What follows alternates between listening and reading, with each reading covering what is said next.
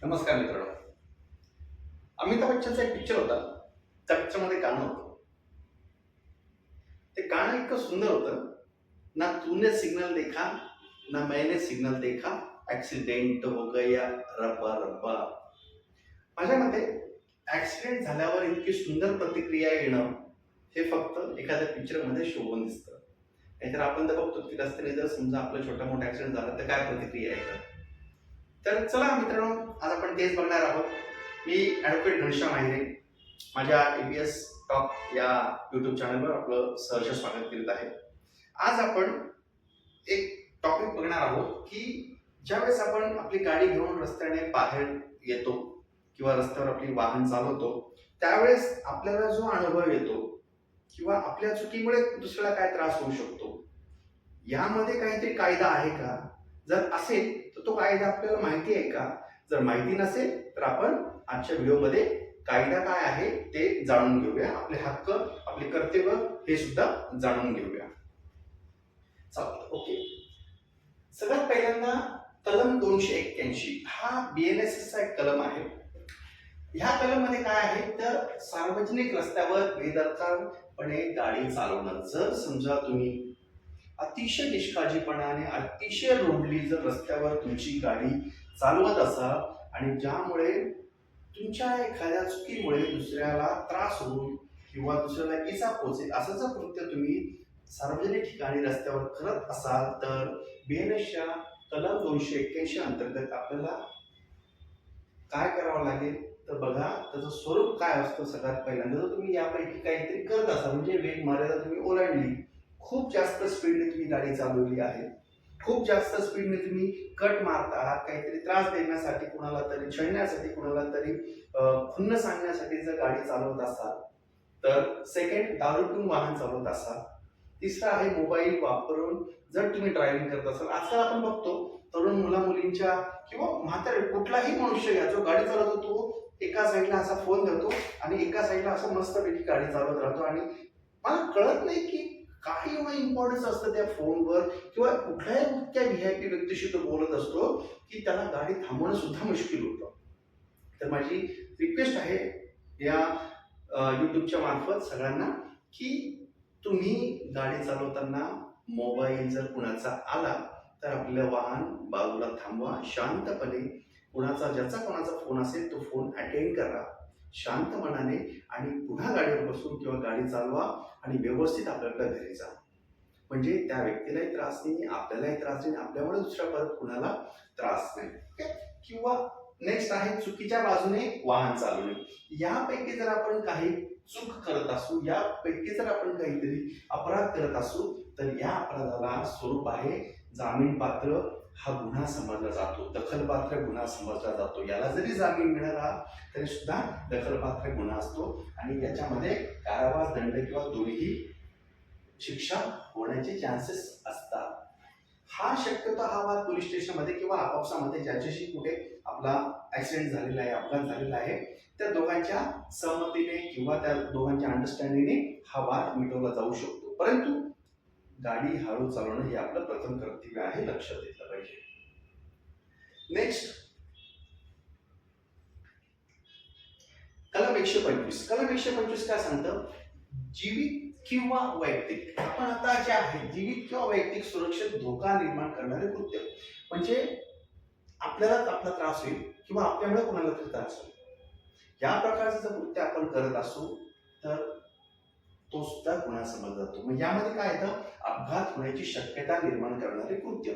कारण नसताना, जागा नसताना ओव्हरटेक करणं, एखाद्या ठिकाणी जागा नाही, एखाद्या ठिकाणी गाडीवाला थांबलेला आहे, तो थांबलाय की नाही थांबला हे कन्फर्म न करताच आपण त्याच्या पुढे जाण्याचा प्रयत्न करणं. तर ह्या ज्या गोष्टी आहेत ह्या अपघाताला निमंत्रण देण्याचे कारण ठरू शकतं. प्रत्यक्ष दुखापत झालीच पाहिजे असे नाही. ह्या गुन्ह्यामध्ये आपल्यामुळे एखादा त्रास झालाच पाहिजे असं नाहीये, परंतु होण्याचा चान्सेस निर्माण होण्याची कृती आपण केली नाही पाहिजे, एवढं लक्षात ठेवलं पाहिजे. मग आता उदाहरण काय बघा, तर सिग्नल तोडणे किंवा कोणाच्या समोर जाऊन अचानक ब्रेक दाबणे. थर्ड, कट मारणे.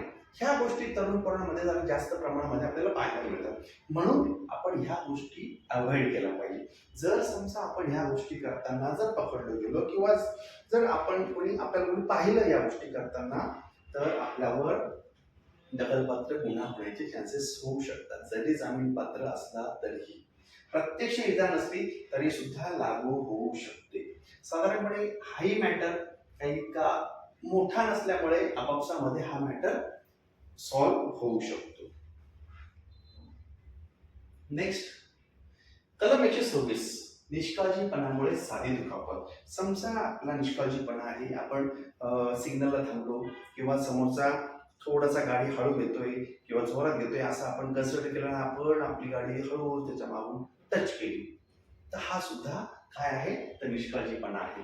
अपघात झाला आहे, व्यक्तीला साधी दुखापत झाली, मायनर थोडासा दुखापत झाली, तर उदाहरण घेऊया आपण, खरचटलंच, थोडंसं जखम झाली किंवा हलकीशी अशी जखम झाली, सूज झाली, तर हा सुद्धा दखलपात्र गुन्हा आहे. याला जामीन आहे. जखम साधी असल्यास लगेच जामीन मिळण्याची शक्यता असते.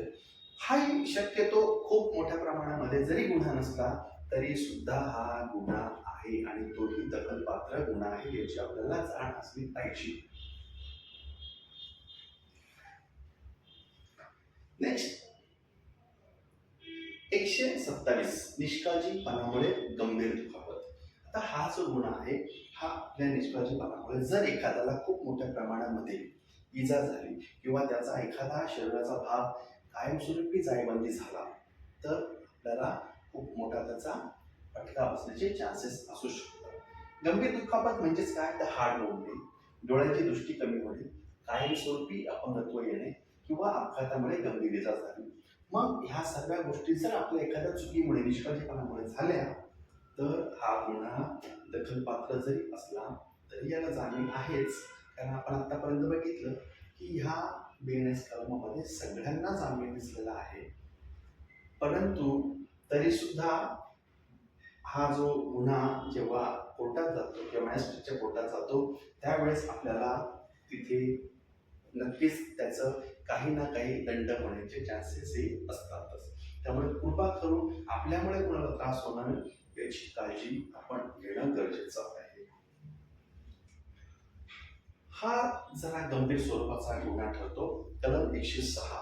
कलम 106 मध्ये काय आहे तर निष्काळजीपणामुळे एखाद्याचा जर चूक आपल्याकडनं किंवा आपल्या अपघातामध्ये त्याचा समोरच्या पार्टीचा जर मृत्यू झाला, तर अपघातात व्यक्तीचा मृत्यू झाला, चालकाची चूक आहे आणि असं निष्कर्ष निघाला की चालकानेच स्वतःहून चूक केलेली होती, निष्काळजीपणा सिद्ध झाला, तर शिक्षा, कारावास, दंड यापैकी दोन्हीही प्रकारच्या शिक्षा आपल्याला होऊ शकतात. हा गुन्हा दखलपात्र आहे. जामीनपात्र जरी असला तरी सुद्धा गंभीर स्वरूपाचा गुन्हा असल्यामुळे अजामीनपात्र जरी नसला तरी कोर्टातून जामीन मिळवण्यासाठी, मात्र जर सिद्ध झाला गुन्हा तर जामीन मिळवण्यासाठी खूप प्रयत्न करावे लागतात. जर दारू पिऊन ड्रायव्हिंग, अतिवेग किंवा वारंवार गुन्हा असल्याचे सिद्ध झाले तर कोर्ट जामीन देताना कठोर अटी लावू शकतं. हे आपल्याला कायमस्वरूपी डोक्यामध्ये ठेवणं गरजेचं आहे. आपल्यामुळे कोणालाही त्रास होता कामा नये आणि आपल्याचमुळे, आपल्या निष्काळजीपणामुळे आपल्यालाही त्रास होता कामा नये याची काळजी आपण घेणं गरजेचं आहे. नेक्स्ट, आतापर्यंत आपण जे बघितले ते BNS चे कलम बघितले. आता बघायचे आहे आपल्याला मोटर व्हेकल ऍक्ट 1988. तर यामध्ये काय आहे म्हणजे BNS चे कलम लागतातच, पण त्याच्यासोबत आपल्याला मोटर व्हेकल ऍक्टचे सुद्धा कलम लागले जातात आपल्यावर, म्हणून काळजी घेणं गरजेचं आहे. कलम 184, धोकादायक वाहन चालवणे.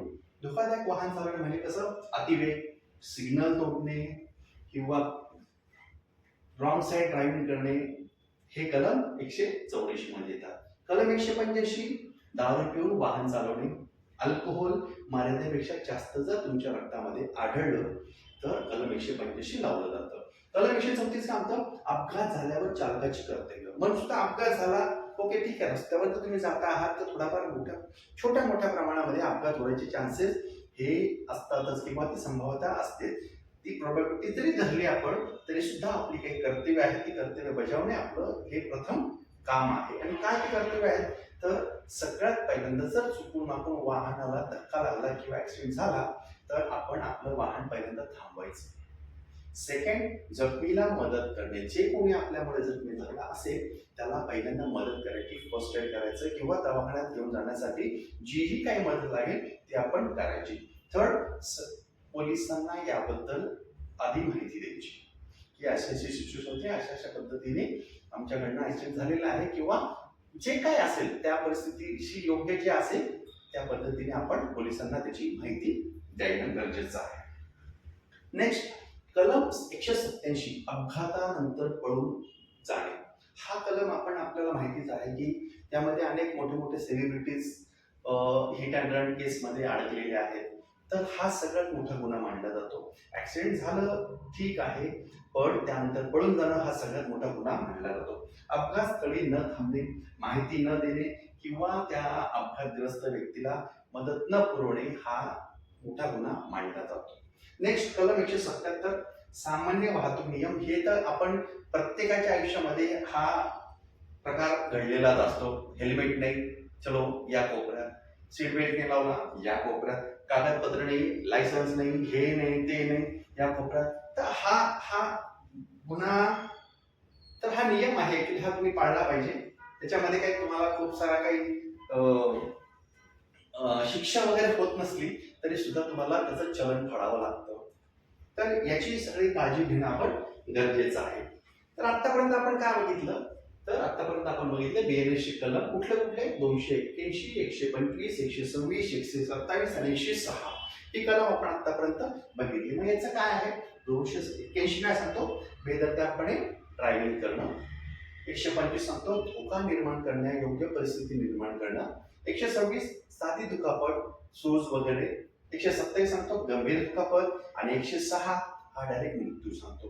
की जरी सगळे गुन्हे जामीन पात्र असले तरी सुद्धा काळजी घेणं आपलं प्रथम कर्तव्य आहे. मित्रांनो, आपण गाडी चालवताना आपण नुसतं एकटं गाडी चालवत नसतो, तर आपल्या मागे आपलं कुटुंब आहे, घरी आपली वाट बघत असतं आणि तसंच आपल्यामुळे कोणाला तरी त्रास होतो, त्याचंही कुटुंब कुठेतरी वाट बघत असतं. याची जाणीव ठेवून तुम्ही रस्त्यावर गाडी चालवा, म्हणजे आपल्याकडनं कुठल्याही प्रकारचा अपघात होण्याचे चान्सेस निर्माण होणार नाही. तर ओके मित्रांनो, हे होतं आजचं.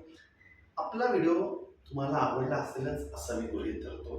व्हिडिओ जर नक्की आवडला असेल तर लाईक, कमेंट्स करा, शेअर करा आणि अशाच प्रकारचे कायद्याची माहिती आपल्याला जाणून घेण्यासाठी माझ्या ABS टॉक या YouTube चॅनलला सबस्क्राईब करा. धन्यवाद.